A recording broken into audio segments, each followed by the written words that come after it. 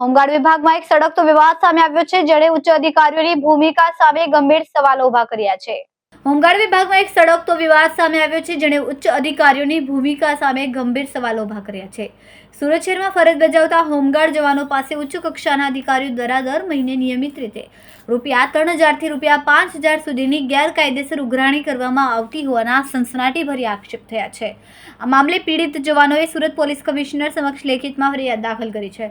આ ફરિયાદમાં માત્ર મૌખિક આક્ષેપો નથી, પરંતુ પુરાવા તરીકે ગૂગલ પે દ્વારા કરવામાં આવેલા ઓનલાઈન ટ્રાન્ઝેક્શનના સ્ક્રીનશોટ્સ અને રેકોર્ડ પણ રજૂ કરવામાં આવ્યા છે, જેને પગલે સમગ્ર હોમગાર્ડ વિભાગમાં દોડધામ મચી ગઈ છે. પ્રથમ જવાનનું નિવેદન છે કે પીએમ બંદોબસ્ત અને ઓફિસના ફંડના નામે ₹1000ની માંગણી કરી હતી. આ ચકચારી મામલામાં ઉમરા પોલીસ સ્ટેશન ખાતે ફરજ બજાવતા એક ગૃહરક્ષક જવાને વિડીયો અને લેખિત રજૂઆત મારફતે પોતાનો દર્દ ઠાલવ્યું. જવાને સીધો આક્ષેપ કરતા કહ્યું કે ઉમરા પોલીસ સ્ટેશનમાં કાર્યરત છું.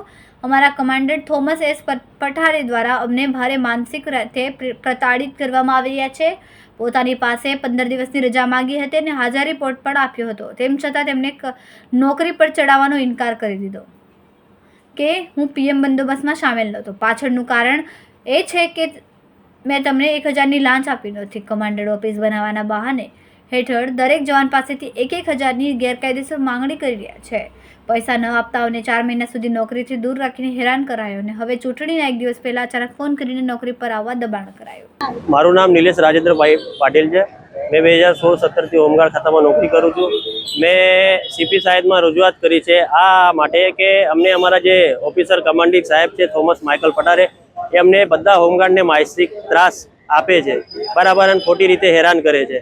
રહેઠાણથી દૂર નોકરી આપે છે. બાકી ઘણા હવે 1-2 વર્ષ પહેલાં, એકાદ વર્ષ પહેલાં એમના પાસે ઘણા હોમગાર્ડો પાસેથી પૈસા ઉઘરાવેલા હતા, જેના ફોટો તમને બતાવી શકું. આ એમના ટ્રાન્ઝેક્શન છે. ઇન્ચાર્જ પાસેથી પૈસા એમને ઉઘરાવેલા હતા અને કીધેલું હતું કે તમે પૈસા નહીં આપો તો અમે કેવી રીતે નોકરી કરો, બરાબર, મેં મારા હિસાબે જોઈ લઈશ, નહીં આપો તો એમની નોકરી બંધ કરાવી દીધેલી હતી, બરાબર. મેં એ જ કહેવા માગું છું કે મેં એમને સીપીમાં જે રજૂઆત, સીપી સાહેબ શ્રી પાસે જે રજૂઆત કરી છે, એમના પર આ કેસમાં કાયદેસરની કાર્યવાહી કરવા બાબતે એમને વિનંતી કરું છું. મેં કેમેરામેન સેનલ વિરાણી સાથે વિશાલ છેટા, માનવ પ્રભા ન્યૂઝ, સુરત. અમારા વિડીયોની નવી અપડેટ મેળવવા માટે સબસ્ક્રાઇબ કરો માનવ પ્રભા ન્યૂઝ ચેનલને. બેલ આઇકન ક્લિક કરો લેટેસ્ટ વિડીયો સૌથી પહેલા મેળવવા માટે.